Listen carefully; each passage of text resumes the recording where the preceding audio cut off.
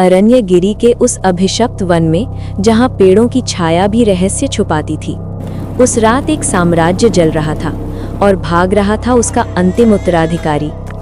हरिदास, मेरे अपने ही लोग गद्दार निकले। महाराज, यह किसने किया? और उसी क्षण एक युग समाप्त हो गया। 20 वर्ष बीत चुके थे, पर अतीत की आग अब भी हरिदास के हृदय में धधक रही थी। बाबा, अब मैं उस गहरे जंगल में जाना चाहता हूँ। वो जगह अशुभ है पुत्र। पर नियति को कौन रोक पाया है? फिर दोनों निकल पड़े उस जंगल में। यहाँ प्रकृति के नियम टूट रहे थे। आर्यन इधर उधर देखता है। तभी एक बवंडर हरिदास की तरफ आता है। हरिदास कहता है, बाबा। हर अंधकार के बाद एक दीपक जलता है। राजपुत्र, तुम्हारा समय आ गया है।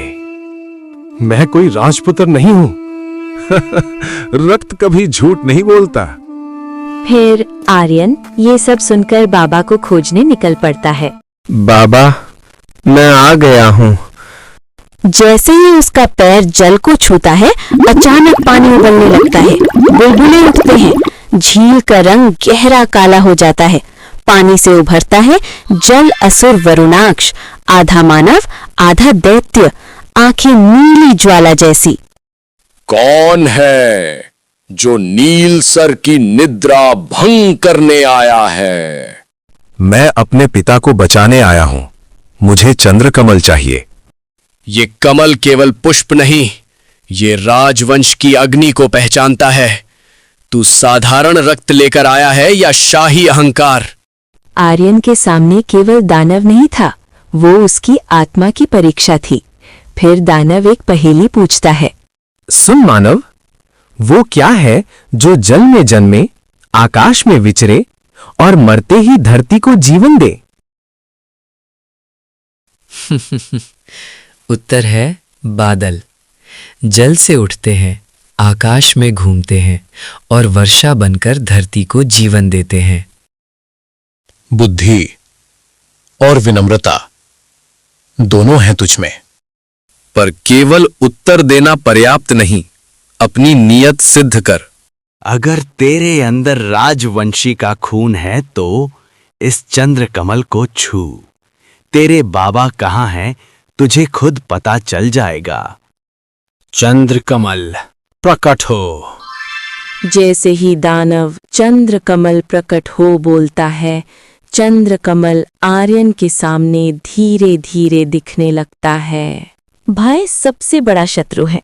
आर्यन आंखें बंद करता है और मन ही मन सोचता है, मैं राजवंशी नहीं हूं, मैं सिर्फ अपने बाबा को खोजने आया हूं। इतना कहते ही आर्यन जैसे ही चंद्रकमल को छूता है, वो तेजी से चमकने लगता है। अब मैं पहचान गया, तेरे रक्त में वही ज्वाला है जो कभी सम्राट विक्रमादित्य में थी।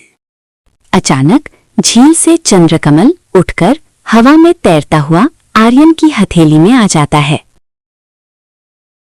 जा राजवंशी, तेरा मार्ग कठिन है, पर तेरी आत्मा उससे भी दृढ़ है। नीलसर झील ने अपना रक्षक खोया नहीं, बल्कि अपना उत्तराधिकारी पहचान लिया था। अब चंद्रकमल आर्यन को उस गुफा में ले जाता है जहां उसके बाबा थे। चंद्रकमल आर्यन को उस गुफा तक पहुंचा देता है जहां उसके बाबा थे। फिर आर्यन चंद्रकमल को लेकर गुफा के अंदर चला जाता है। जैसे ही आर्यन वहां पहुंचता है, वो चौंक जाता है। उसके बाबा तांत्रिक की कैद में हैं। तू स्वयं चलकर आया राजवंशी। फिर तांत्रिक अपनी काली शक्ति का उपयोग करने लगता है, पर इस बार आग से बड़ा प्रकाश था और चंद्रकमल आर्यन को बचा लेता है। उस दिन केवल एक दुष्ट का अंत नहीं हुआ, एक पुत्र ने अपना सत्य पाया और एक सेवक ने अपना वचन निभाया। बाबा, आप ही मेरे सच्चे पिता हैं। आज मेरा वचन पूरा हुआ पुत्र। और अरण्यगिरी की हवाओं में वर्षों बाद शांति ने फिर से सांस ली।